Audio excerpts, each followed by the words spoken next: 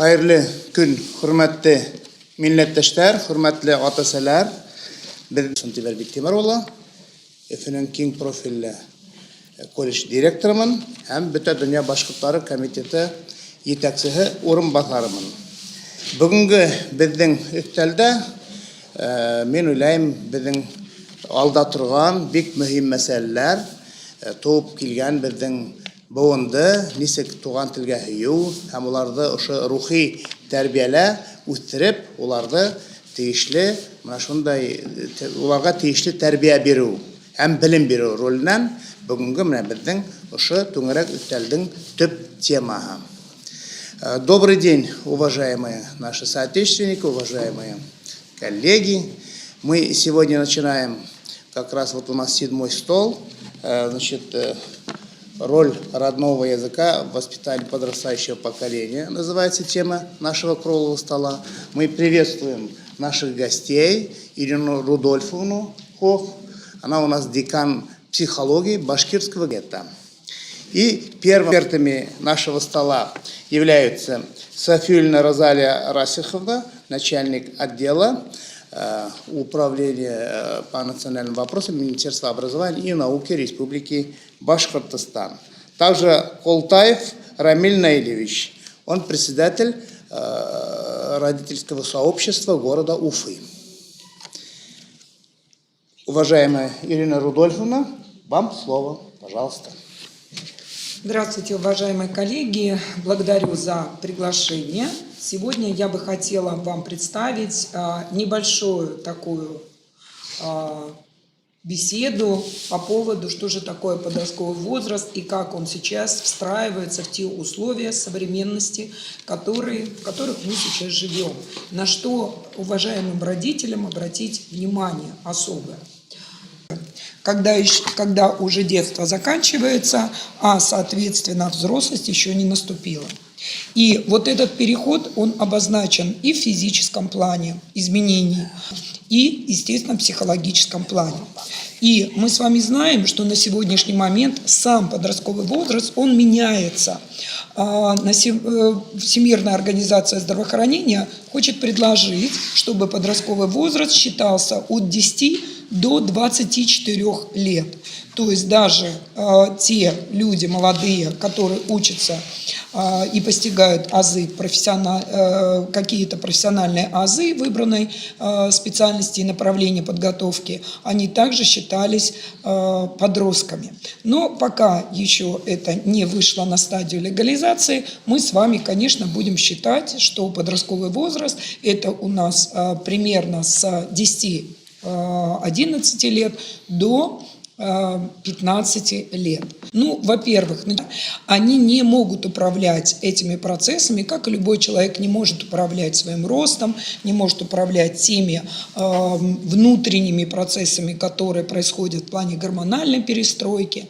Но кроме вот этого пубертата возникает психологический кризис. Этот психологический кризис, вот как раз на слайде, он представлен. Да?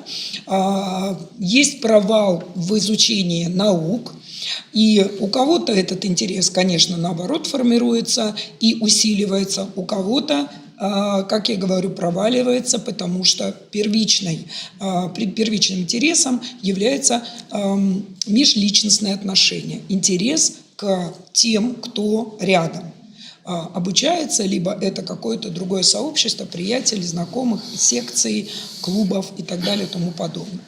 В связи с тем, что сейчас подростки переносят свою собственную жизнь в интернет, то это проблемы высказывания, проблемы формулирования своих мыслей, своих переживаний. И тем более, так как мы живем уже не один год вот в пандемии, и где по эпидемиологическим нормам периодически уходят образовательные организации либо локально по своим классам, либо по параллелям, либо целые школы уходят на дистант, как и студенты средних профессиональных и высших учебных заведений, то это определяет такую, скажем, дефицитарность в общении. Да? Мало того, что трудности уже существуют, но эта ситуация, эти трудности на протяжении нескольких лет, это примерно от 1,5 до 4 лет, когда мы говорим, что меняется физическая, психофизиологическая, психологическая составляющая, подросток должен пройти 4 идентификации. То есть, что такое идентификация? Принять самого себя. Первое принятие самого себя – это принять себя как тело. И вот здесь возникает очень много проблем. Проблемы эти связаны с тем, что представьте себе, как природа смеется, да, над подростком в этом отношении. Тело меняется, оно становится несоразмерным. В результате гормональных изменений возможно какие-то высыпания на коже. А при этом психологически подросток должен принять, что он хороший, что он замечательный, что он великолепно выглядит и так далее. Зачем нужна такая кризисная ситуация? Для того, чтобы осознать свои границы. И это не просто так происходит, да? У нас собственное тело, собственная природа и человеческие отношения очень мудрые в этом смысле этого слова. На что можно обратить внимание, когда все-таки происходит изменение и патология в этом плане. Да? На слайде представлено, это в первую очередь желание украсить себя внешне, нанести различные татуажи, пирсинги и так далее. Это всегда внешнее представление себя для того, чтобы обозначить как-то свои границы и выделиться из толпы сверстников. Это, конечно, работа над собственным моделированием тела. В основном это свойственно. Второе самоотождествление – это, конечно, принятие себя как пол. Здесь имеется в виду общество, которое предъявляет претензии к мужчинам, как бы хотело видеть общество мужчину, с какими слагаемыми качеств, и как хотела бы видеть женщину, с какими слагаемыми качеств. Мы здесь не говорим о сексуальных отношениях, мы говорим только о социальном образе мужчины, социальном образе женщины. И вот здесь тоже очень много коварства со стороны, в первую очередь, неких деструктивных сообществ, деструктивных групп, которые предлагают, скажем, рассмотреть этот пол без такого четкого биологического определения, мужчины или женщины. Вы, наверное, сейчас в курсе, уважаемые родители, о том, что за рубежом, а у нас интернет не имеет границ, то вот, я не хочу быть девочкой, я хочу быть мальчиком. Да? И такие вот игры, они сейчас происходят. К сожалению, наши подростки, в том числе и в Башкортостане, в том числе и по России, они также пробуют такие разные образы на себя. И здесь очень важно не агрессировать по этому поводу, а обращаться к специалистам, потому что это поиск своего себя вот в данном плане. Если мы говорим о психологической идентификации, это принятие своих качеств. Какой я, какие у меня качества являются положительными, какие отрицательными. И здесь тоже есть ошибочное суждение, так как на самом деле любое качество не может иметь знака, а только оно приобретает этот знак в конкретных ситуациях. И в этом отношении также желательно подростку, конечно, помогать, потому что самооценка очень неустойчива и может привести к различным неприятным ситуациям, когда подросток отказывается и от самого себя, и от жизни. И, наконец, социальная идентификация – это «я» и общество. Подросток включен в различные группы. Это группа семья, это группа различные приятели, может быть, это какое-то сообщество в сети и так далее. Да? И также здесь есть много, скажем, опасностей, да, когда подросток может вступить в сообщество, как в реале, такое и в онлайне, которые являются деструктивными. И на это, конечно, нужно обращать особое внимание. Образовательные организации, в принципе, очень хорошо в этом плане работают. И мое продолжение, вот следующий слайд, как раз говорит об этом информационной безопасности. Потому что мы сейчас находимся в постоянном потоке информации, и эта информация не происходит отбора этой информации. Подросток может плыть по этому информационному потоку и попасть, конечно, в очень неприятные для себя ситуации. Также, как мы говорили, сейчас, по сути дела, психологи говорят о бизнесе страха. То есть многие, там, скажем, каналы, многие площадки, веб-площадки, они наживаются на вот этом страхе от коронавирусной инфекции. Все мы говорили, как вести себя, мы уже научились, но вот эта постоянная продажа страха, в которой также живет подросток, оно будирует. И я уже говорила, основа создают, конечно, вот это одиночество, когда отрыв от реальности, перенос в дистант, перенос в соцсети всего общения, когда я не вижу собеседника, я не могу его воспринимать как личность, а я могу только распознавать его тексты. Hem Khalitu Yuldara. Рәхмәт итегез. Һаумыһығыҙ, хөрмәтле ата-әсәләр. Мин Нишанова Рушания Сибәғәт ҡыҙы, Ҡоролтай эргәһендәге ата-әсәләр комиссияһы ағзаһы. Бөгөн мин һеҙгә оҫталыҡ дәресемдә балалар баҡсаһында башҡорт төркөмдәрен асыу юлдарын һәм килеп тыуған проблемаларҙы хәл итеү ысулдарын һөйләп китәсәкмен. Белеүебеҙсә, тыуған телгә аралашыу һәм фекерләү нигеҙе ғаиләлә һалынһа, мәктәпкә тиклем тағы бер баҫҡыс балалар баҡсаһында баланы башҡорт мөхитендә тәрбиәләү мөһим тип әйтер инем. Әгәр ҙә балалар баҡсаһында рус теленә күсә икән, йәки теле рус телендә асылһа, беренсе синыфҡа килгәндә ул бөтөнләй тыуған телде белмәй. Ошо арауыҡты юҡҡа сығармаҫ өсөн башҡорт төркөмдәрен астырып, баланы башҡорт төркөмөнә бирергә тигән төп маҡсат ҡуябыҙ. Фәнни эҙләнеүҙәрҙән билдәләнгән бер факт бар. 9 йәшенә тиклем бала үҙ тыуған мөхитендә тәрбиәләнһә, уның психофизиологик күрһәткестәре икенсе балалардан күпкә отошлораҡ була. Әйтеп китергәрәк, ата-әсәләрҙең балаларын тыуған мөхитендә уҡытырға, тәрбиә алырға хоҡуғы бар. Был Рәсәй Федерацияһы Конституцияһында яҙылған, теркәлгән. Беренсенән, бәпес тыуғас та, документтарын юллап алғас, ата-әсәләр балаларын edu.rb.ru сайты аша балалар баҡсаһына электрон сиратҡа ҡуялар. Баланы теркәгәндә, ошо сайтта башҡорт төркөмөнә яҙҙырырға мөмкинселек бар. 2020 йылдан махсус тәҙрә булдырылды. Ошонда һеҙ балағыҙҙы ниндәй телдә балалар баҡсаһында тәрбиә алыуҙы, уҡыуҙы теләйһегеҙ, шул телде һайларға мөмкин. Путевка алғанда мәғариф бүлегендә электрон сиратта баланың башҡорт төркөмөнә барғаны күренеп тора. Балаларҙы төркөмдәргә бүлгәндә һеҙҙең балағыҙ башҡорт төркөмөнә эләгергә тейеш. Шулай ҙа һеҙ ваҡыт килеп етһә, ғаризалар яҙған саҡта башҡорт төркөмөн һайлауығыҙҙы белдерегеҙ.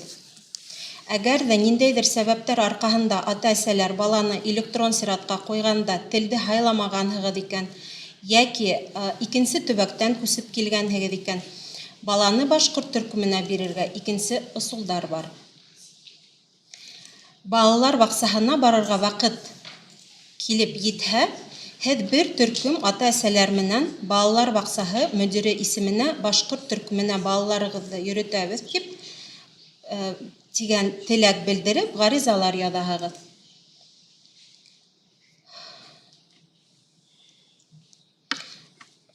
Балалар баҡсаһы мөдире Конституцияға ҡаршы сығырға хаҡы юҡ. Һеҙҙең балаларығыҙ өсөн башҡорт төркөмө асып, тәрбиә процесын ойошторорға тейеш. Әгәр ҙә балалар баҡсаһы мөдире һеҙгә ҡаршы сыҡһа, төркөм асмай икән, был осраҡта һеҙ ғаризаларығыҙҙы үҙегеҙҙең район мәғариф идаралығының итәксеһенә алып барып теркәйһегеҙ. Башҡорт төркөмөн асҡанда ата-әсәләр берҙәмләшеп, ғаризаларҙы тапшырғанда ҙур көскә эйә булаһығыҙ. Шуны оноторға ярамай. Ғаризалар хаттар яҙғанда гел 2 экземпляр итеп яҙығыҙ. Береһен идаралыҡтың ҡабул итеү бүлмәһендә ҡалдыраһығыҙ, икенсеһен мотлактыр, кайһегез үзегез дә калдыраһыгыз. Ләкин был осракта һез прокуратурага мөрәҗәгать итә алаһыгыз. Без 63-нче балалар баксаһында балаларыбызга башкорт төркеме булдырдык. Безнең ситуация нык катмарлы булып чыкты инде. Без безгә елдан ашу йөрергә туры килде. Йөрмәгән йер калманы тиергә лә була инде. Киров районы хакимиятендә лә, Мәгариф министрлыгында ла булдык. Эльвира Ринат кызы Айткулова менән дә очраштык. Шунда гына безнең эшебез уңды, төркем асылды. Әлеге моментта ата-әсәләр, мин һезнең менән үземнең тәҗрибә менән бүлешкәндә, законда ата-әсәләр ягына борылды. ГОСТар да үзгәрде. Баланы балалар баксаһына электрон сиратка куйганда махсус тәдирә булдырылды. Һәр хәлдә лә кыенлыктарга, каршылыктарга очраһагыз, һез безгә ата-әсәләр комиссиясына мөрәҗәгать итә алаһыгыз. Уңыштар, игътибарыгыз өчен рәхмәт. Һорауларыгыз булһа, җавап бирергә әзермен. Рәхмәт, Раушания Сибагат кызы. Һорауларыгыз бармы, хөрмәтле ата-әсәләр? Раушания Сибагат кызына. Һораулар килде, бер һорау килде. Бер һорау килде? Бер һорау бар, Раушания Сибагатовна. Балалар ханы етмәй дип башкорт төркеме асмаһалар. Был осрактан ишне. Был осракта мин һезгә нимә дип әйтер идем? Был башкорт төркемен баланы башкорт мөхитендә тәрбияләмәүгә ниндәйдер каршылыктарга осрау дигән сәбәп түгел. Ниндәйдер барыбер мөмкинчелектәр табырга була дип уйлыйм. Мин өстәп әйтер идем, сынапта шундай осрактарга күп язалар безнең ата-әсәләр, балалар ханы етмәй дип. Монда кара кирәк артабанда җавап булыр. Комментарийларда Мәгариф министрлыгында да безгә җаваплар бирәләр. Монда инде авыл yerində бер нормативтар, анда 10 бала тирәһеннән мөмкин асырга, кала тирәһендә әлеге көндә менә шулай ук нормативтар бар, 15 баладан кем булмаһын дигән бит. Шулай да менә ошо норматив һорауларды без күптән дә күтәреп киләбез. Ни өчен дигәндә менә сынапта без әгәр дә теләйбез икән хаклап калырга башкорт телен, ошо нормативларда ничектер улар бит инде ата-әсәләрнең балаларның конституцион хукуктарына каршы килгән һәм була. Ничектер бер закон икенче законга ярашлы түгел. Шуга бу хәл артабанда ничектер хәл ителер. Ошо һорауды без ата-әсәләр форумында күтәрәбез. Безнең менә төркем бар, ВКонтакте битендә, шунда карап килегез, ниндидер яңалыктар булса, без шунда yetkirгә тырышабыз. Шуннан тагын әйтеп өстәр идем, менә Раушания Сибагатовна үзенең презентациясында һезгә күрһәтте гаризаның өлгеһе, балалар баксаһына язганда. Менә хәзер шул гаризаның өлгеһе улар безнең ВКонтакте төркемендә бар. Уларды төрле региондар өсендә, бездә республикаларда балалар баксаһына, артабан мәктәпкә лә дигәндә, шуга анда инеп тә алырга мөмкин, кулланырга. Әгәр дә һораулар булса, һезгә шулай телефондар бирелде. Артабан да без ул телефоннарны бирәсәк, без калдырасак бу комментарийларда шул телефоннардан һорап алып, һорауларыгызны менә айрым хәл итер өчен. Ата-әсәләр бuna Раушания Сибагат кызыла, шулай ук Айгөл Әнвәр кызыла, үзләренең шулай ук көсөргәнешле эшләре турында һөйләп киттеләр. Әлбәттә, монда көсөргәнешле эшһез максатка ирешеп булмай. Аны һез битәгә дә ишетергә тиешсез. Чөнки менә бу мисалда, әлеге ошо мисалда һез ишеттегез. Әлбәттә, каршылыктар буласак, кайһы җирдә генә булса ла, әмма ләкин үзегезнең алдыгызда торган максатка ирешү өчен ана шул көсөргәнешле эш талап ителә һәм бердәмлек талап ителә.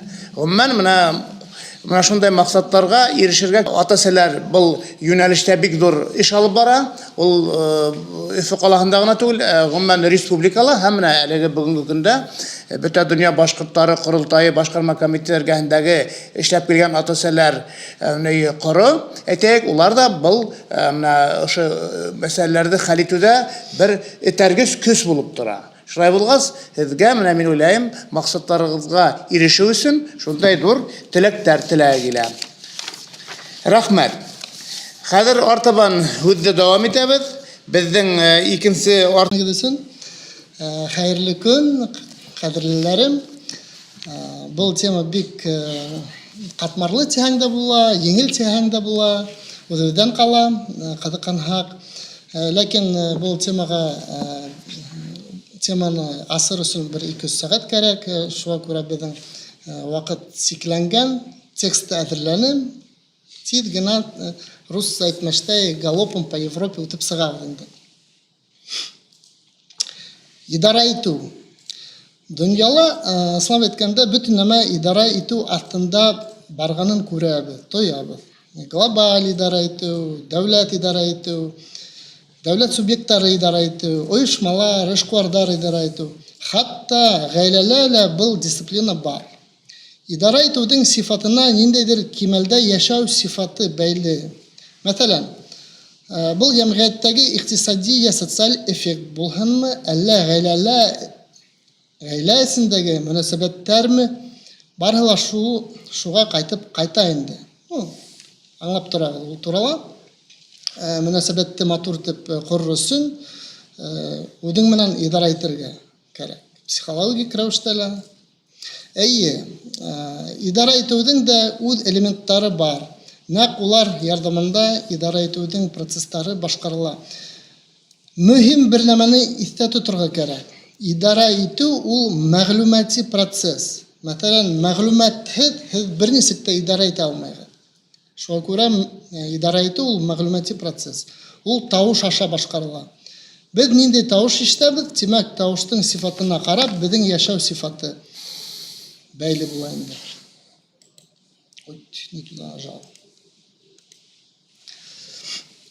Безнең һәр беребезнең тормышта ла идара ителәр.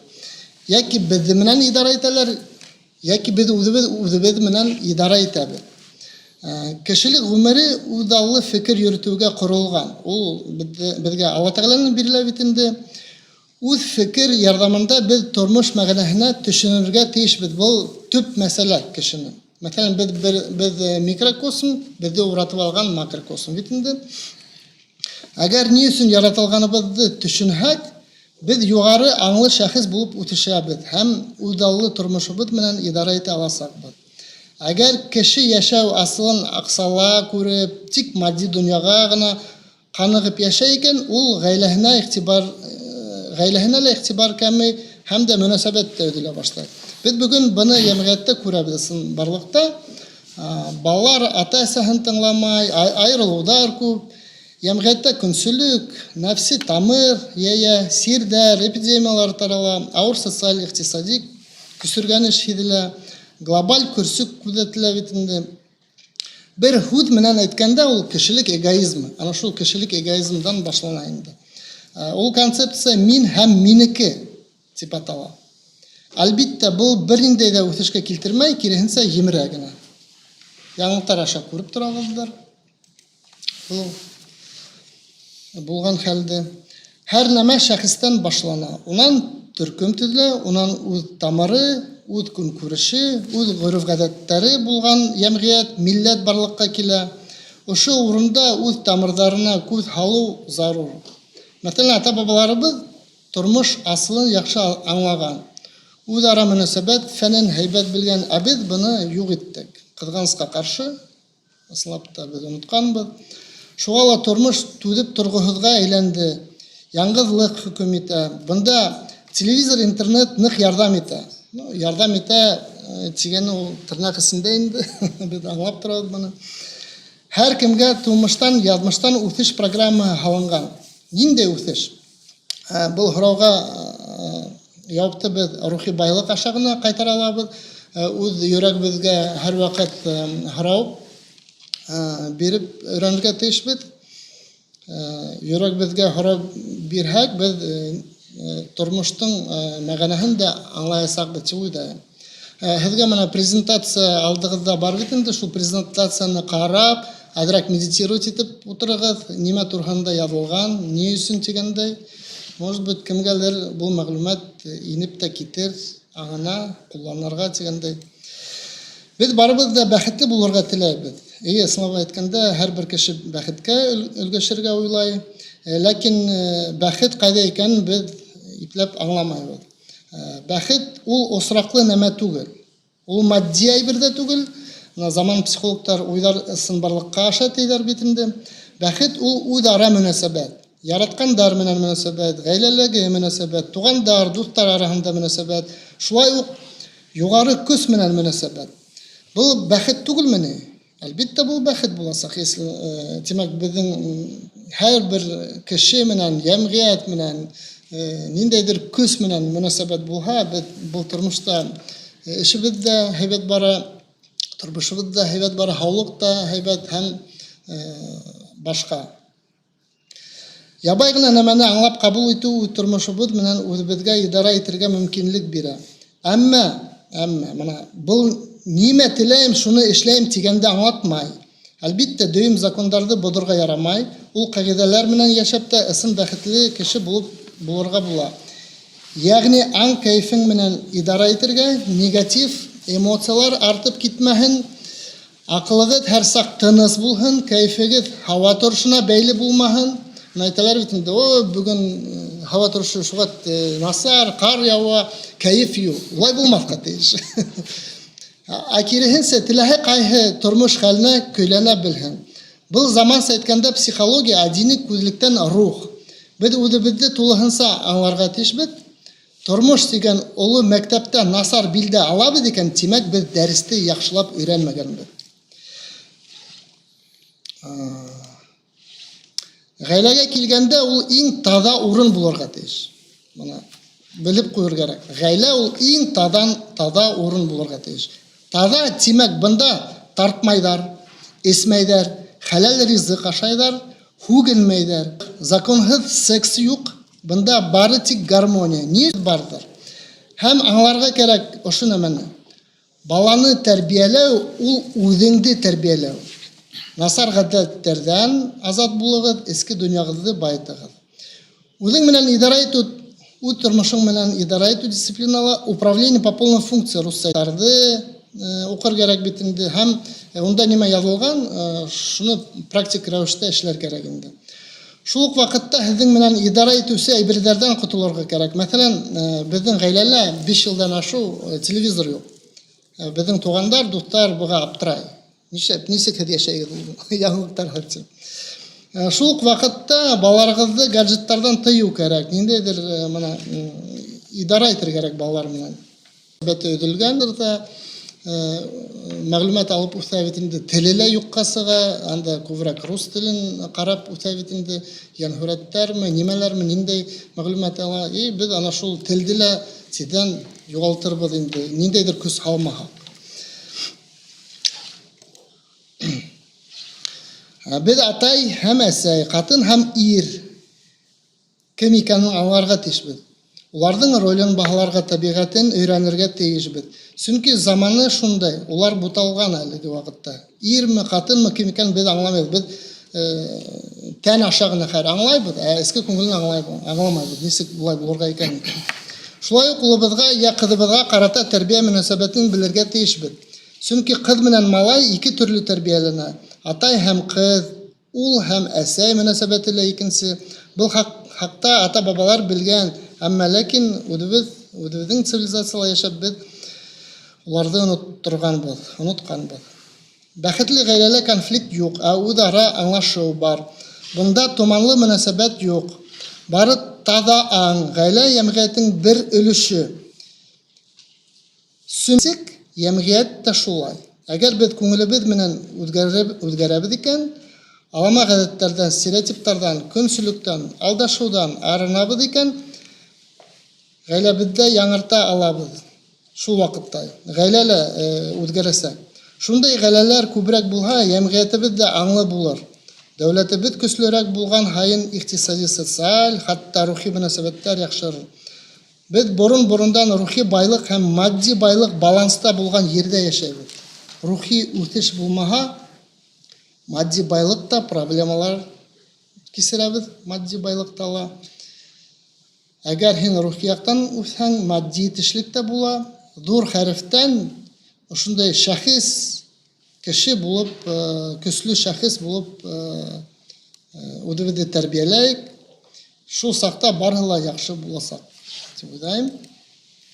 Рәхмәт. Рәхмәт.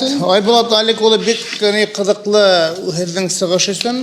Минең һорау бар, Айбулат Алик улы. Менә һеҙ әйтәһегеҙ бит инде, ғаиләлә һеҙҙең сығышығыҙҙың темаһы ла үҙ тормошоң менән идара итеү, бәхетле ғаилә нигеҙен булдырыу тип.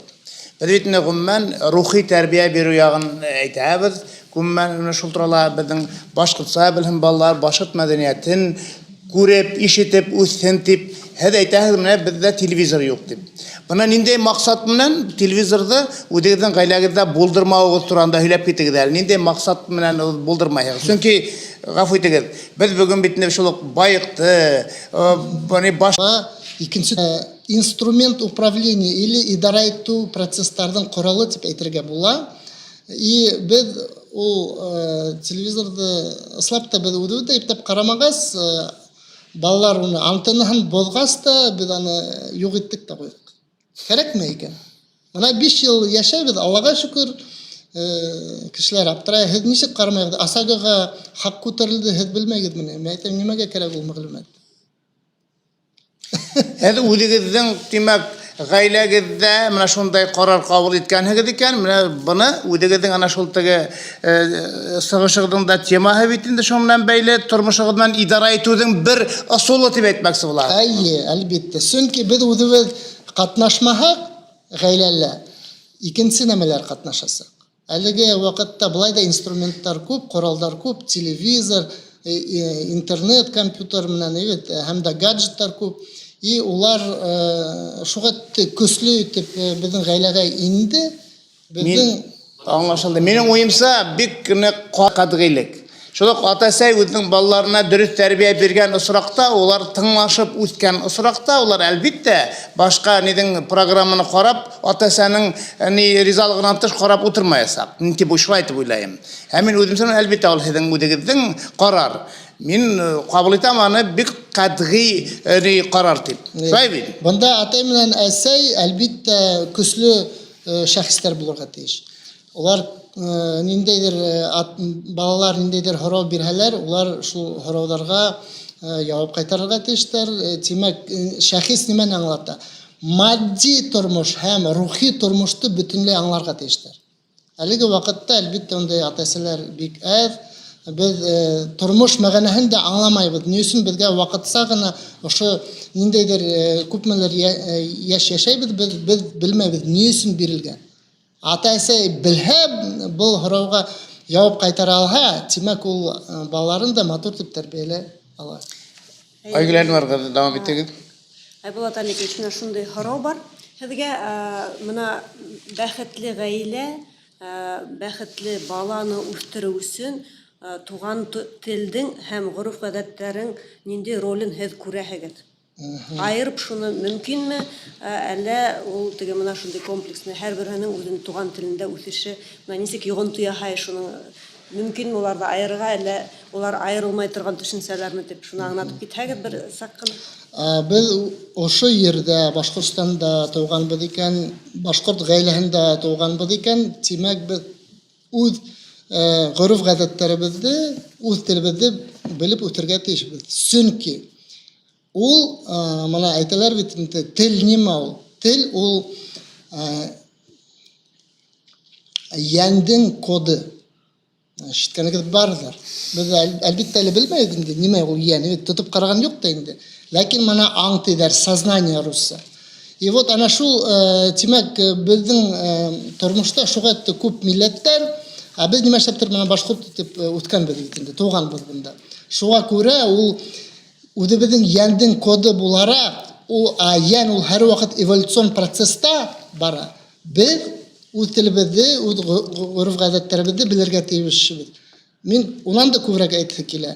Беҙҙең ата-бабаларҙың шуға көслө мәҡәләләре ҡалған. Рухи, изги китаптарҙы уҡымаһағыҙ да, ошо булған мәҡәләләрҙе генә, ата-бабаларҙан ҡалған мәҡәләләрҙе генә уҡыһағыҙ, төбенә төшһәгез, без һәрвакыт бәхетле буласабыз. Рахмет. Тагын һораулар булырмы, ата-әсәләр, хөрмәтле ата-әсәләр? Һораулар булырмы? Айбулат Алик улына. Әгәр дә менә әле чатта юк. Чатта язһагыз, оннан Ярар, жауаптар булыр. Аңлашылды. Рәхмәт, рәхмәт. Хәзер мин һүзне безнең башкорт милләттәшебез бик шундай абруйлы әүдем башкорт блогеры, Ямагат Шмәкәре Янбаева Фатима Ришат кызына биргем килә. Уның темаһы гаиләлә ике теллек тәрбияләү һәм халлы башкорт мөхите булдыру. Зур рахмәт. Хәерле көн. Минем исемем Фатима Янбаева, мин блогер, эшкуар, финанс өлкәһендә консультант. Һәм ләкин бүген мин профессиональ темага түгел, әлбиттә, үзебезнең шәхси темага, башкорт телендә баламны тәрбияләү турында һөйләмәкчемен. Әлегә минем бер балам бар, икенчесен көтәм. Беренче бала ул гелдә эксперимент була бит инде гаиләдә һәм минем өчен бу бик яхшы эксперимент булды дип әйтмәкчемен. Билингвизм буенча баламды башкорт телен һәм инглиз телендә һөйләшергә өйрәтү. Безнең гаиләлә беренче тел ул башкорт теле, әлбиттә, икенче тел билингвизм дигәндә күбе уйлай русча һәм башкортча беләләр дип. Мин әйткән бу һүзләрдә әйткәндә күз уңында тотам башкорт телен һәм инглиз телен. Күбе курка инде бuna әйдәгез әле ата-әсәләр иң зур куркуларны барлап китәйек. Күбе уйлай, әгәр дә баланың беренче теле башкорт теле булһа, уның комплекстары туасак дип. Чөнки бөтә дөнья русча һөйләшә, башкорт балалар майдансыктарында рус теле яңгырай, балалар баксаһында рус теле яңгырай, минем балам аңламас, минем баламдан көлерләр дигән шундый куркулар бар бит инде.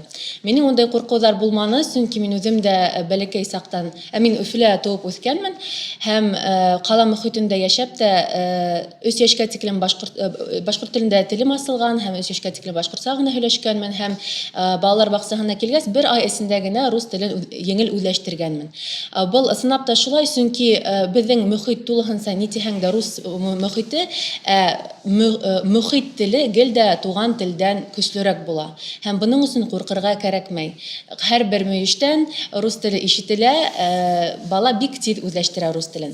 Шуңа мин кызым өчен мин үзем дә бәләкәй сакта инглиз телен үзләштерә башладым. Минем няням булды, 6 яшьтән Башкорт дәүләт университетында укыган Гөлфира апай мине мәктәптән килеп алып, өйгә тиклем алып баргансы, без бөтә һүзләрне өйрәнеп бара идек. Магазин The Shop икәнен шунда аңланым, калай кызык икән, магазин түгел икән, shop икән дигән. Магазин ул журнал була икән. Шулай бик кызык яктан үземә дөньяны аса башланым. Рус теленнән дә башка телләр була икән. Дөнья ул ниндәйдер бер измерениелар гына түгел, төрле була икән, төрле телләр була икән, төрле мәдәнияттәр була икән дип үстем һәм бу минең ничектер мыемды ла, дөньяга карашымды ла ничектер үсештерде. Ничектер минең тәрбиягә, миңа нык тәэсир итте дип әйтмәкчемен инде. Мәктәптә укыганда, 20 гимназияда укыны, башкорт гимназиясында, онда мин бик тә рәхмәтлемен инглиз теле өчен, чөнки безнең гимназия базаһында Америка башкорт интерколледжы эшләнә һәм ел һайын Америка башкорт лагерьләре үтте инде. Ел әйләнәһенә лә булды, аднаһына 3 тапкыр безгә ысын американдар, ысын инглиз, Американнан, Англиянан килгән кешеләр инглизчә һөйләшергә өйрәтте. Бу да миңа бик нык тәэсир итте. Шуның өчен бик тә рәхмәтлемен. 20 гимназияла Америка башкорт интерколледжы ярдәмендә инглиз теле кимәле бик нык үсешкән. Хәзер ничек белмәйм инде. Шуңа минең өчен теге биполяр дөнья дип әйтәм икән, ул ничектер дөнья бер генә ни түгел икән, башкорт дөньяһы гына түгел икән, урыс дөньяһы гына түгел икән, безнең ер шары шунда зур икән, милләттәр күп икән. Менә шундай караш менән ничектер тәрбияләндем һәм кызым өчен, балам өчен нисектер генә естественным образом дип әйтәм микән, шуны бирә башланым инде. Шуга был беренче курку турагында комплекстар тууа дигән мифка мин шундай җавап бирдем инде. Тагы ниндәй куркулар бар ата-әсәләр арасында? Башкортча өйрәтһәк, башка телдәргә урын булмай миендә янәһеләр. Ысынлап әйткәндә, мие ул бит дигәндәдер коробка, кумта түгел.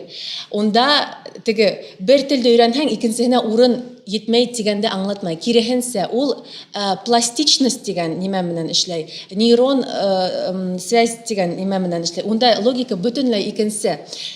Нисәмә тел белгән һайын, мие күбрәк телде үҙләштерә, еңел үҙләштерә. Әйдәгез полиглоттарҙы ҡарайыҡ. Улар бит 2-3 тел менән генә сикленмәйҙәр. Улар 4-5 телдән алып тел беләләр бит инде. Сөнки 2-3 телдән һуң уларга башка телдәр бик тә еңел бирелә. Был нимәгә бәйле? Әгәр дә беренче тел туган тел булһа, икенче тел шулай ук, мәсәлән, инглиз теле булһа, бала әйтергә кирәк 3 яшькә тиклем һез уны биреп өлгөрһәгез. Менә без кызыма Мәрьямгә 3 яшькә тиклем мин инглиз телен бирә башланым 1 яшьтә 6 айында. Бала уның теге системаһында 2 тел бар. Һәм 3нче телде ул уның мыйеһе нисек үҙләштерергә хатта үзе белә. Уның мыйеһе икенче төрле эшләй башлай. Димәк, мин урысса ул хатта нисектер автоматик рәвештә нисек телде структурага һалып өйрәнергә үзе белә. Уның мыйеһе шулай үҫешкән. Һәм бөтә полиглоттарҙың да мыйеһе тап шулай эшләй. Өс телдән һуң еңел инде. Әйтәләр бит инде, менә өс баланан һуң уже все равно диләр бит инде. Шуның һамак өс тел белгәндән һуң уже все равно. Бер төрле һәйбәт үҙләштерелә.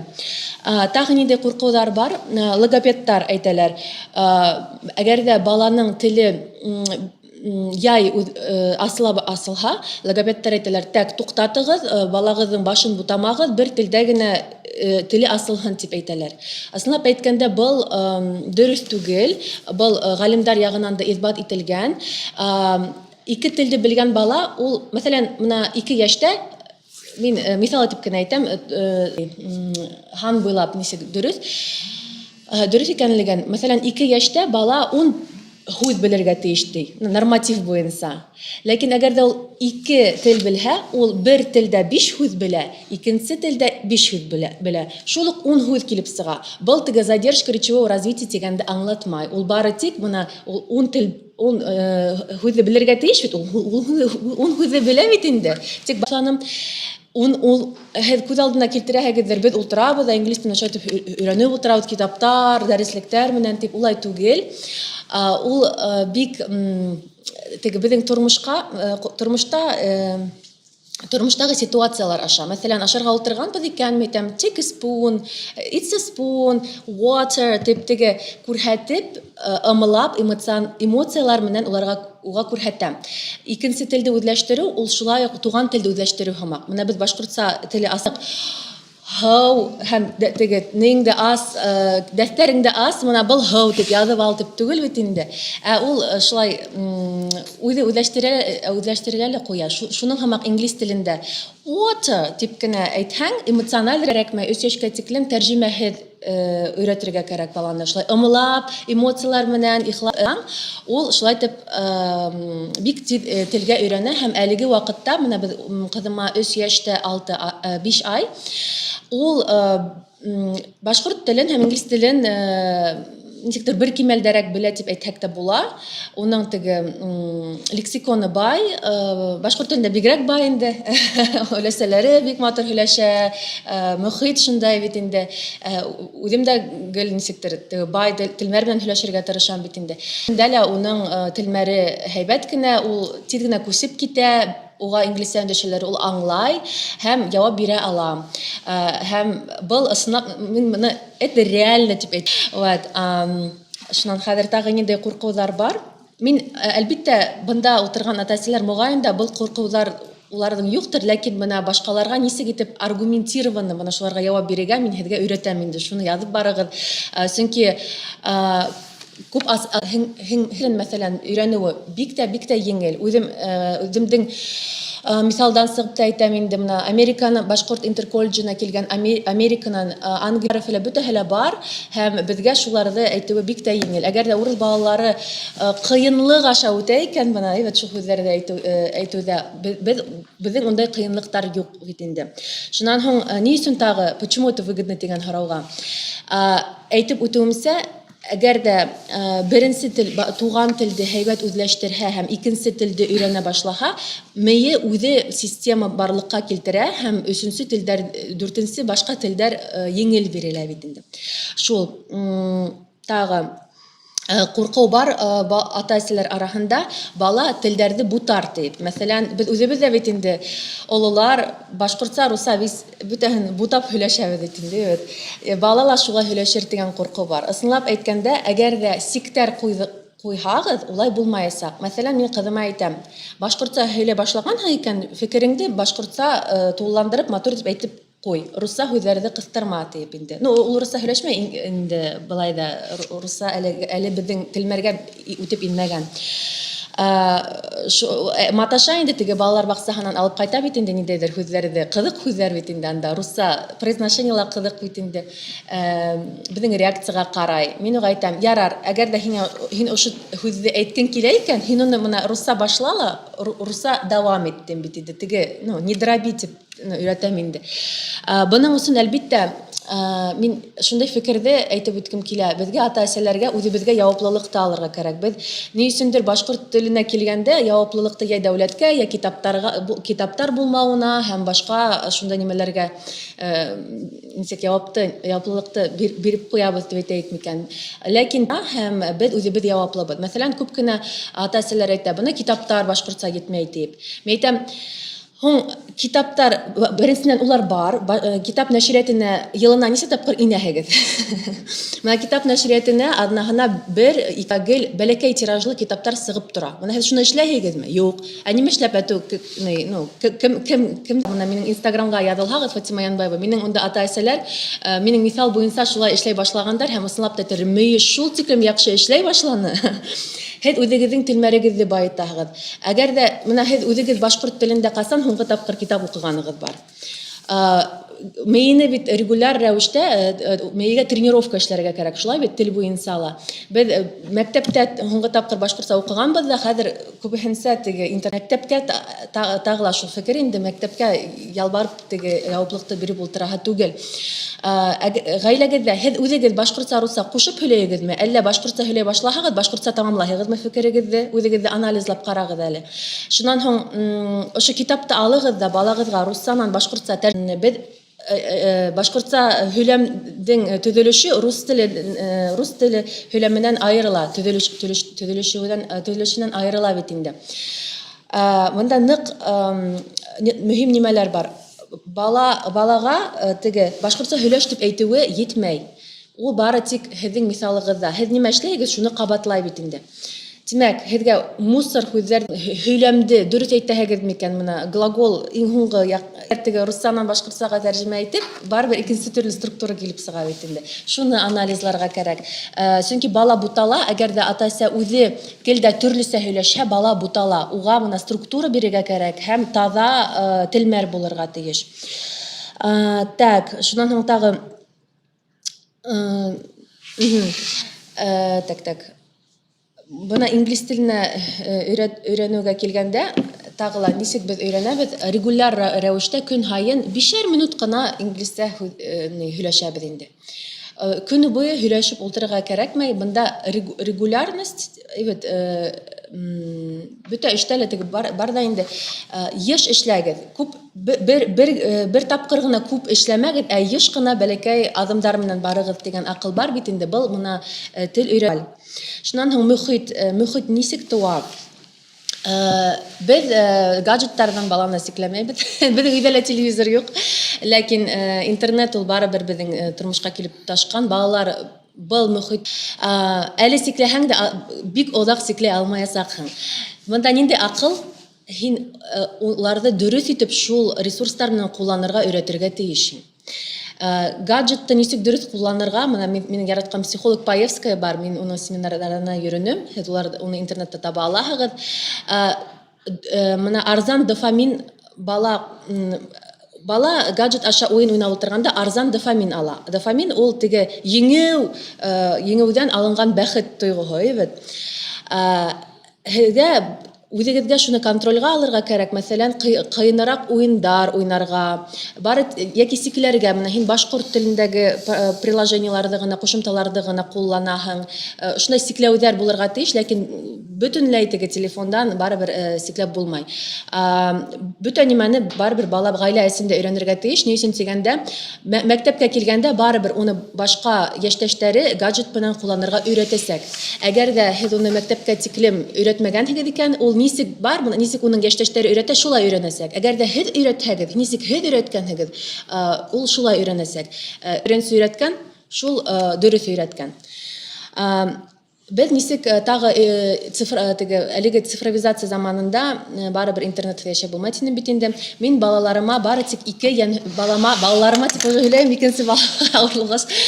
Балама ике генә йәнһүрәт ҡуям. Береһе башҡорт телендә балалар проектының йәнһүрәттәре.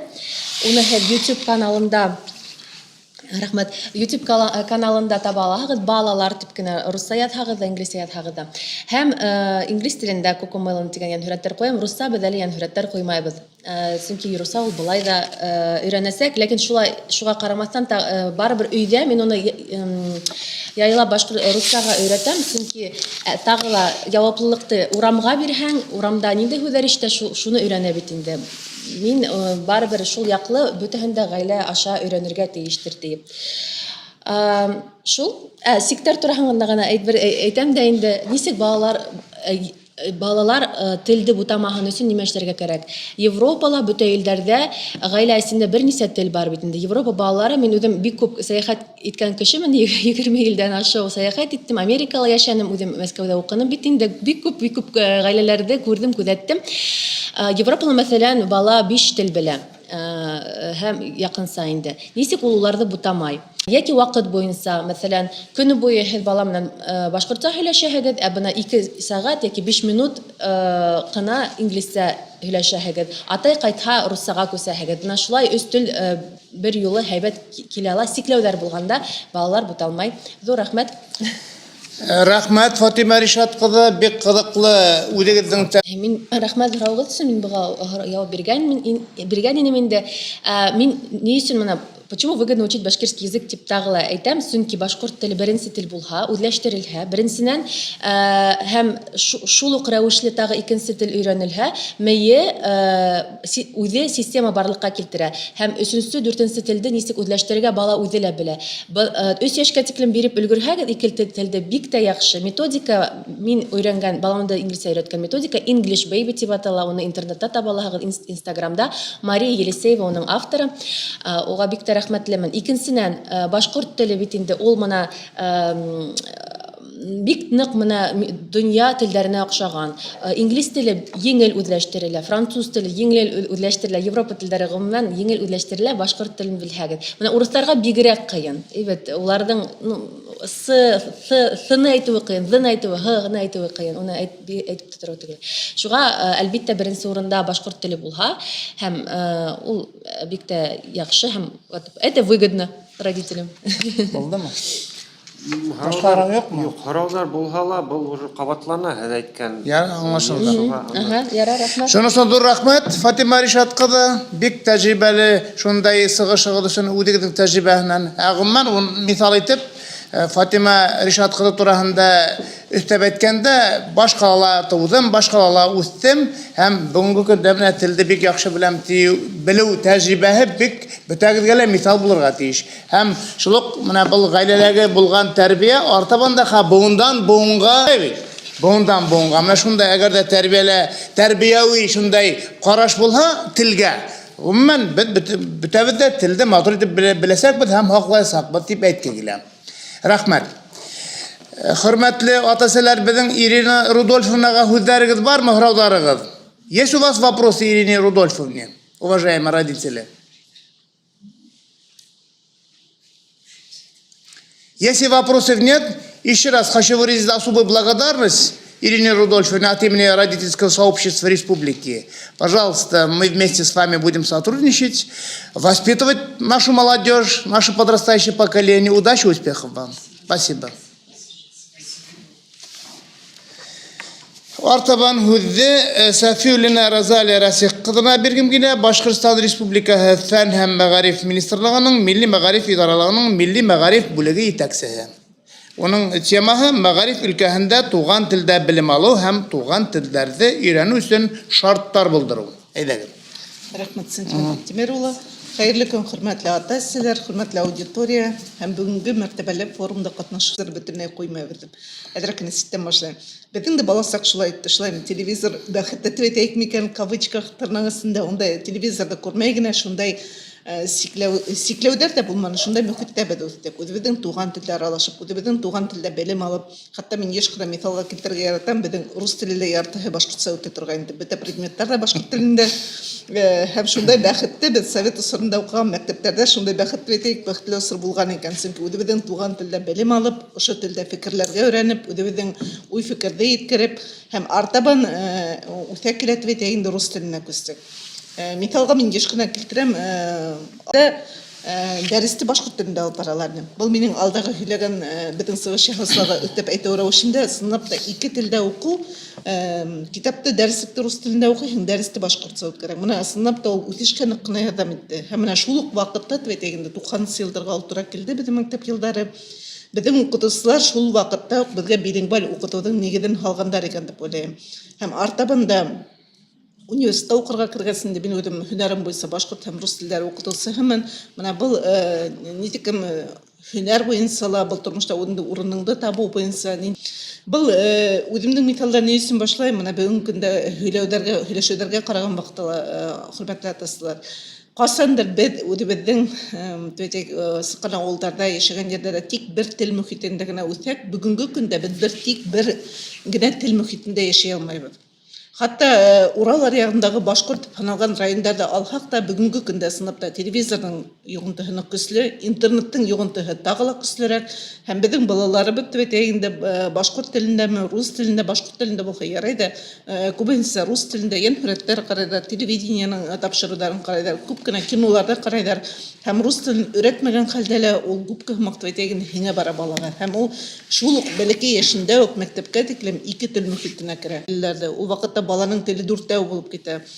Туган телдәдә һәм 5нче класстан 2нче ситтиренә шулай итеп телләрнең саны арта бара һәм бүгенге көндә әйтәйек күп теллелек мөхитендә һәм безнең республиканың үзенчәлекләрен итеп калган вакытта бездә бик күп милләттәр яшәй. Шулай бит күптәре әгәр Өфөлә яки Өфө кебек зур эре калаларда яшәйләр икән, бында инде күп төрле халыклар яшәй һәм без рус теле әлбәттә өстенлек иткән хәлдә лә башка телләрдә лә сыгыш яһаган кешеләрдә һөйләшкән, аралашкан кешеләрдә ишетәбез.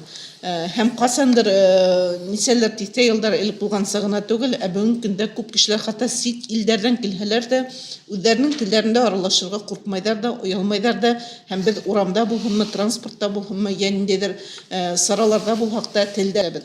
Менә шундай күп теллелек, күп милләтлелек, күп халыктар ошондай ямгыять шартларында дип әйтәйек, ошондай ысым барлыкта без үзебезнең туган телдә ничек хаклап кала алабыз һәм туган телдә белем алуны ничек оештыра алабыз. Шул турында мин сезгә кыскасы гына әйтеп yetkерергә теләйм инде.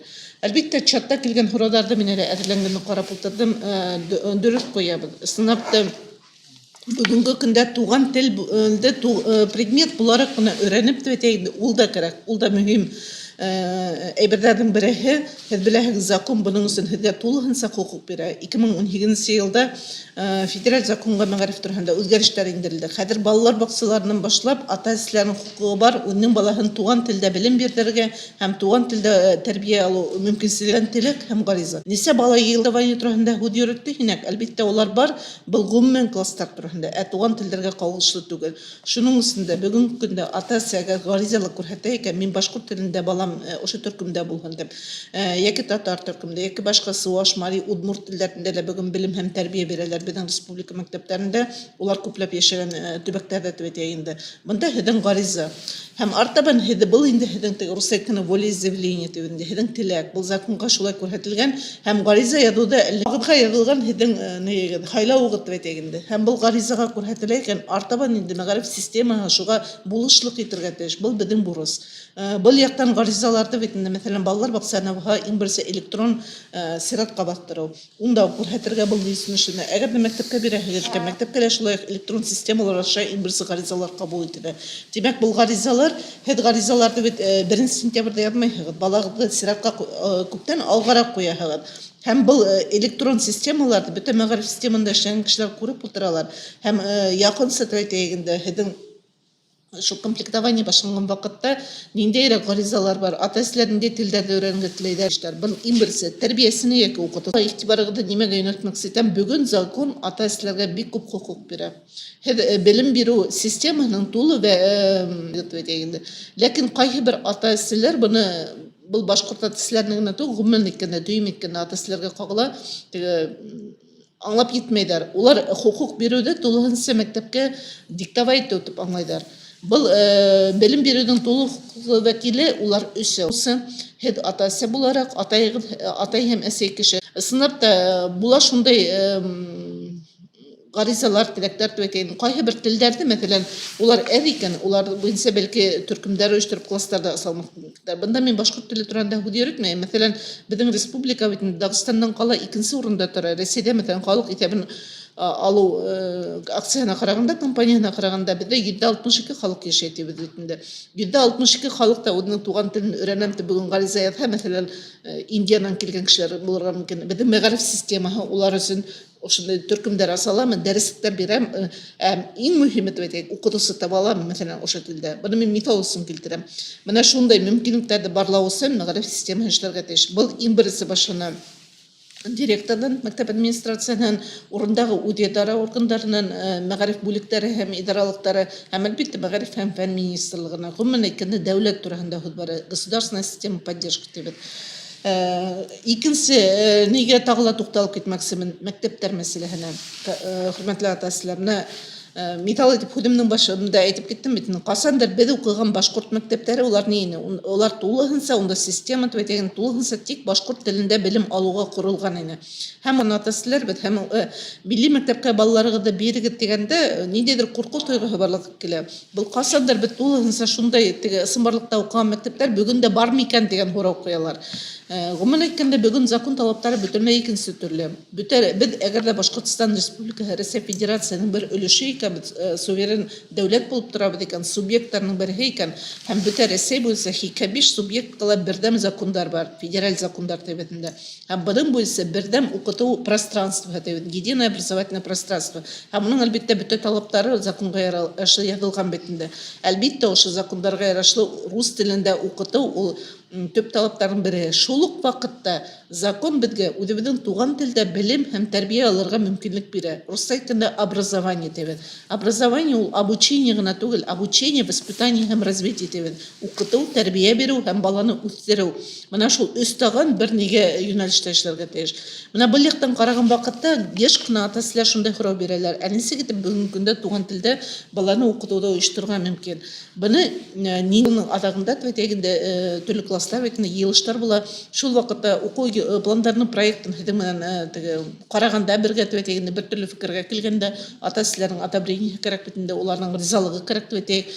Менә шул ваҡытта һеҙ билдәләй алаһығыҙ. Ниндәйерәк предметтарҙы, уҡыу предметтарын һеҙ мәҫәлән башҡорт телендә уҡытырға теләр инегеҙ? Быны алдан билдәләргә кәрәк һәм бындай гаризалар ел һайын ул телде үҙгәртеп булмай. Мәҫәлән, миҫал өсөн әйткәндә, математиканы быйыл башҡортса уҡынығыҙ да 2-нсе йыл рус теленә күсеү тураһында һүҙ бармай. Әгәр дә һеҙ башланғыс класста мәҫәлән математиканы башҡортса уҡыһын тип заявление ҡайҙаһығыҙ икән, 1-дән алып 4-те тамамлағансы, уровень тибет башланғыс класстары тамамлағансы, шул предметты тик башҡорт телендә йәки башҡорт рус телендә, йәки рус башҡорт телендә һәм башҡа телдәрҙә алып барырға мөмкин. Билингваль уҡытыу системаһы мин юҡҡа миҫалға килтермәнем. Сөнки дәреслектәр нимә генә тиһәң дә бүгенге көндә рус телендә, ул факт. Күп елдар менә шул теге безнең булган тәүге системанан төбәтәгендә 90-сы, 2000-сы елларда ачылган бик күп милли мәктәпләр төбәтәг һәм бүгенге көндә без 2021 елның һуңгы аяк батабыз. Бүгенге ысынбарлык шундай тиз үзгәрә. Бүген бүтән дәреслектәр федераль перечендә төбәтәг исемлектә Киренен бұл мәселеге кайтыргыла әдер бит улар дәреслек дип аталмаган хәлдә лә федераль исемлеккә кергән дәреслекләргә өстәлмә рәвештә уку кулланмалары сыгарып башкорт телендә дәресләрдә өлешләтә булһала бит башкорт телендә алып бара алабыз. Һәм бұл баягы үтен башында әйтелгәнсә рус һәм башкорт телләрендә укыткан вакытта бұл үзенә күрә bir матур методика алым булып бирелеп, бер телдән икенче телгә күсә ала. Һәм ике телдә лә белемдә ала ала. Яки тулыһынча тик башкорт телендә генә алып барырга мөмкин, был нинди предмет булуына карап.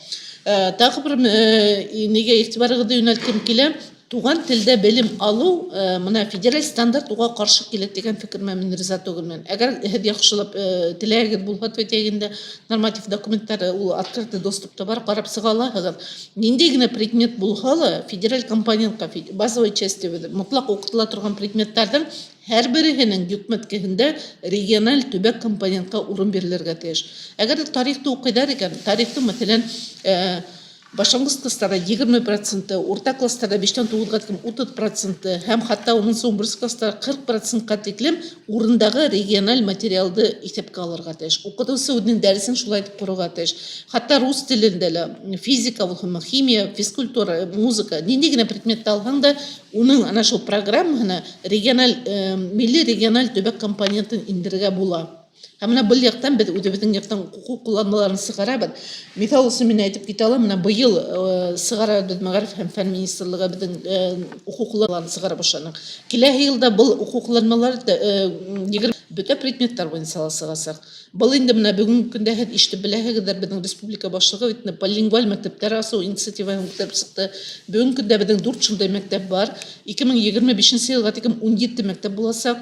Бұл инде менә тагыла шул әйткәнемчә бүгенге балалар безнең бер генә телдә түгел, берничә телдә белем алу турында һәм хәтта шул исәптән туган тел һәм укытырга теләйдәр. Чөнки ысынлап та бүген баланың уңышы тирәгендә бу тормышка киләсәктә ул теге рус әйткәндә успешный тирәгендә конкурентоспособный булган өчен һөнәр ягынан да һәм башка киң мөмкинлекләр бирә торган мөмкинлек һәрбер тел һәрбер яңа ишекте аса. Менә шундай лозунг белән без әлбәттә битәргә теләбез. Рус телендә белергә кирәк. Шуны бернисә булмай һәм инглиз телендә яки бернисә телдә белдерү. Менә шуларга игътибарыгызны юнәлткем килә. Һәм һүземнең адагында тагы бер генә моментка тукталмайса булды. Күбенчә әлбәттә без мәктәп сфераһына, мәгариф система турында һүз йөртәбез. Мин үзем мәгариф һәм фән министрлыгының эшләгән шул турында. Ләкин без менә һуңгы елларда милли мәктәптә инде полингваль мәктәпләрдә эшләбез. Һәм шундай бик күп теге фикер алышулардан һуң ата-әсәләрне укыган методистлар менән һәм гомумән әйткәндә бөтә дөнья практиканы күз йөртә. Менә быелгы елда безнең международный халыкара семинар булды һәм безнең алда Гонконг университетының профессорлары сыгыш яһадылар. Һәм дөнья практиканы караган вакытта ла менә шундай фикергә киләһең. Бүгенге көндә тик мәктәп программаһына гына таянып көтеп утыру бөтенләй дөрес түгел. Тел мөхите турында һүз йөртергә кирәк. Бөтә яклап менә мисалга китерделәр. Кытайда мәсәлән мисал итеп 32 миллиард доллар акча түләп махсус рәвештә инглиз авылдарын төзиләр икән. Бу ни өчен эшләнә? Кытай теле уларда укыту 1-нче класстан инглиз телендә, Кытай телендә түгел. Бездә егылып атып Кытай телен өйрәнгән тырышлар. Кытайда үзләре Кытай телендәге һәм менә улар инглиз теленә шул тикем дөнья кимәленә үзләрен балаларын күтәрергә теләйләр. Һәм шуның өчен махсус рәвештә тулыһынча мәсәлән теге Виндзорский замкта төзеп утыртып, шунда керәләр дә балалар бер атны яшәйдәрме, бер ай яшәйдәрме, тик шул инглиз телендә генә аралашалар һәм шундай тел мөхите булдыралар икән. Без әлбәттә ул яктан бәхетлерәкбез дип уйлыйбыз. 32 миллиард акча түләп, доллар акча түләп башкорт мөхите булдыру турында һүз бармай, но безнең мондай мөхит бар. Безнең ата-әсәләр ул мөхит менән файдалана аламы? Һәм матур итеп, урынлы итеп, уны куллана беләме? Менә Фатима матур итеп мисалга китерде. Һез мисалга китереп китте. Сынапта матур гына итеп бер телдә лә аралашырга мөмкин, икенче телгә лә күчерергә мөмкин. Башкача газет, журналда араларга мөмкин. Рәхмәт беләме? Улар киреп сыкмай кемнеңдер килтереп биргәнен, кемнеңдер һаман индидер закондар язганын көтеп утыралармы? Булган менән дә без дөрес итеп файдалана белергә тиешбез. Рәхмәт. Булай. Хөрмәтле ата-әсәләр, безнең туры кызу линия бар. Менә унда рус теле баш телләрдә өйрәнү буенча 218-03-52 был минем эш телефоны. Ниндәйдер теге гаризалар язу буенча, төркемдәр асу буенча, класстар асу буенча, яки ниндәйдер аңлашылмаусызлыктар килеп сыга икән, һезнең теләкте итеп калмыйлар икән, һез ошо телефондар буенча бәйләнешкә сыгып, туранан-тура миңа җиткерә аласыз. Без үзебезнең сәяси мәктәп администрация белән берлектә. Әгәр дә һез югары класста монда 10-11дә итеп каласыз, 10-11 һез беләсез. Закон буенча 1-дән 9-га тикем укыту мотлак. 10-11 класста һез инде әгәр дә артабан югары уку йортларында балаларыгызды укытырга теләсәгез генә дәвам итәсез. Шулай профиль укыту системасы бездә. Әгәр дә һез институтка, университетка балалар укырга инергә инмәйләр икән, булачакта улар махсус урта уку йортларына баралар, яки бәлки унан һуң кереп китәләр югары уку йортларына төрле саклап калу буенча. Һәм шунда бер аерым пункт итеп индердек. Безнең инициатива бүгенге көндә һез беләсез, туган телләр буенча еге юк. Шундай проблема бар, сынапта теге, менә ничек әйтәйек, экзамен бар башкорт теле буенча, единый региональный экзамен. Уны другое дело, әйтәйек, икенче ягы медалдың бирергә теләүчеләр чөнки бердәм төбәк имтиханы һөдәмтәһе буенча югары уку йортына кирип булмай. Балалар 11 класста егене хәледер, артабан вузга улар бит экзамен орнына шул сертификаттарын бирәләр бит.